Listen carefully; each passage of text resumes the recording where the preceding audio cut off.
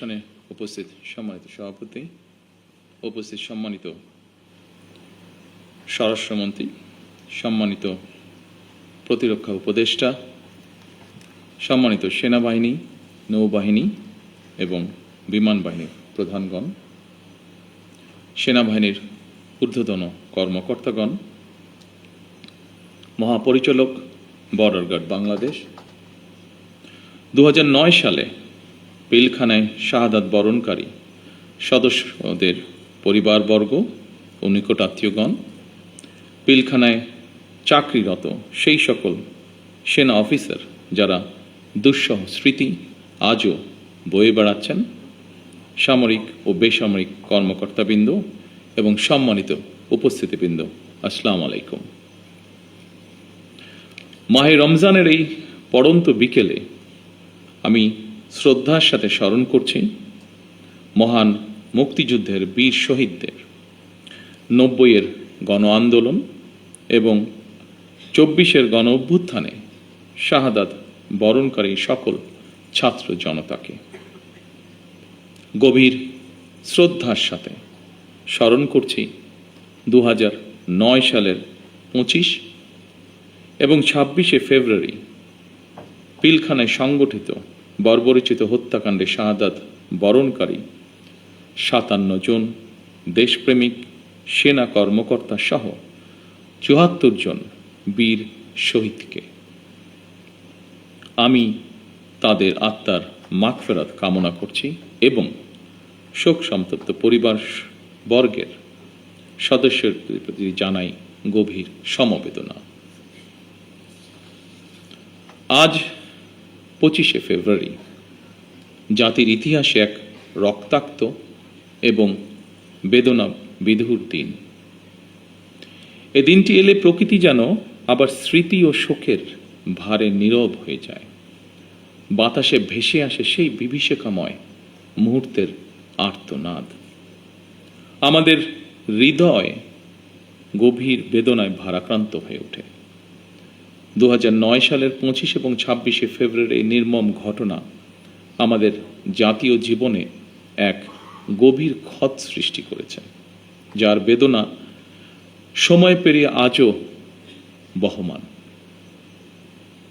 দীর্ঘ 17 বছর পরে শহীদদের স্মৃতি বিজড়িত এই প্রাঙ্গণে আজ আমার কণ্ঠ কিছুটা স্বাভাবিকভাবে ভারী হয়ে উঠছে।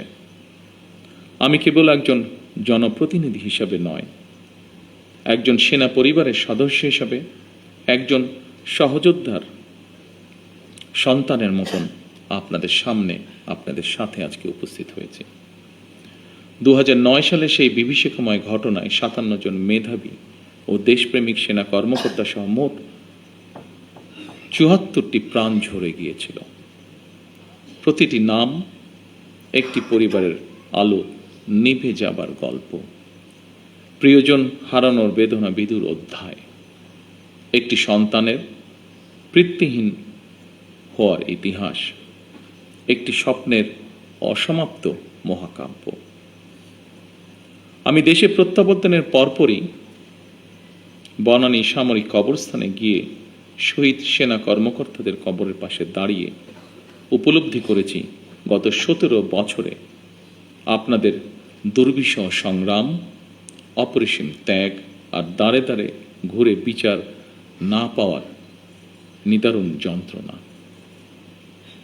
সম্মানিত উপস্থিতিবৃন্দ, আমি বিশ্বাস করি পিলখানার ঘটনাকে রাষ্ট্রীয় মর্যাদায় স্মরণ করা আমাদের জাতীয় দায়িত্ব।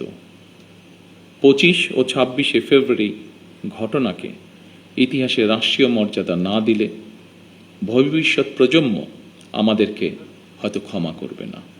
তাই সেনাবাহিনীও আপনাদের সঙ্গে আলোচনা করে 25 এবং 26শে ফেব্রুয়ারি স্মৃতিকে অম্লান করে রাখতে বর্তমান সরকার ইনশাল্লাহ কাজ করবে। আমাদের সীমান্ত রক্ষী বাহিনী শিকড় আমাদের স্বাধীনতার ইতিহাসে প্রথিত। 1971 সালের যেদিন চট্টগ্রামের কালুরঘাট বেতার কেন্দ্র থেকে শহীদ রাষ্ট্রপতি জিয়াউর রহমান স্বাধীনতার ঘোষণা দিয়েছিলেন, সেদিন সেনাবাহিনীর সাথে তদানীন্তন ইপিআর এর সদস্যবৃন্দ বেতার কেন্দ্রের দায়িত্বে নিয়োজিত এক থেকে গৌরবময় ইতিহাসের সাক্ষী হয়েছেন এবং মহান মুক্তিযুদ্ধের সূচনা লগ্ন থেকে সেনাবাহিনীর সাথে অবিস্মরণীয় অবদান রেখে চলেছেন। পরবর্তীকালে শহীদ রাষ্ট্রপতি জিয়াউর রহমান সীমান্তরক্ষী বাহিনীকে সুসংহত করতে বিশেষ গুরুত্ব আরোপ করে অবকাঠামোগত উন্নয়ন এবং প্রয়োজনীয় সংস্কার কাজ করেন। সেনাবাহিনী থেকে যোগ্য ও মেধাবী অফিসারদের পেশনে প্রেরণের সংখ্যা বৃদ্ধি করা হয়। 1978 সালে এই বাহিনীর ইতিহাসে সবচেয়ে বড় ঘটনা হল সামরিক কায়দায় নতুন করে পুনর্গঠিত করা। পূর্বের উইংসমূহকে পরিবর্তন করে ব্যাটালিয়নে রূপান্তর করা হয়। দুটি নতুন ব্যাটালিয়ন সংযোজন করে বাহিনীর সংগঠনকেও পরিবর্ধিত করা হয়। দীর্ঘ সংগ্রামের পর আজ জনগণের রায় নির্বাচিত সরকার দেশ পরিচালনা করছে।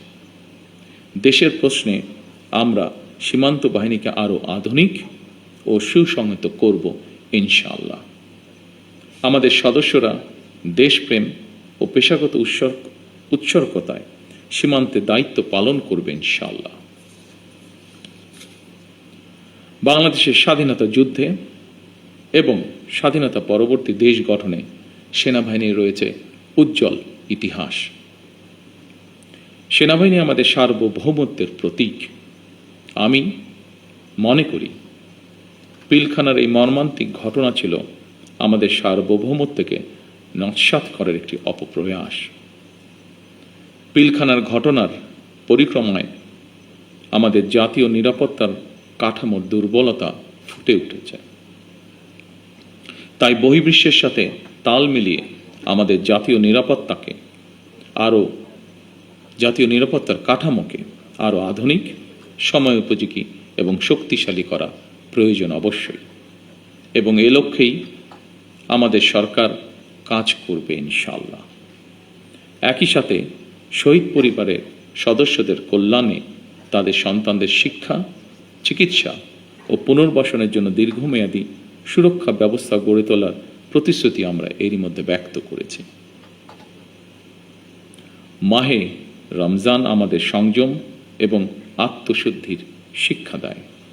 মহান আল্লাহর দরবারে প্রার্থনা করি তিনি যেন শহীদদের আত্মাকে শান্তিতে রাখেন, তাদের পরিবারকে ধৈর্য ও শক্তি দান করেন এবং আমাদের রাষ্ট্র প্রতিষ্ঠানসমূহকে ন্যায়, শৃঙ্খলা ও দায়িত্ববোধের পথে পরিচালিত করেন।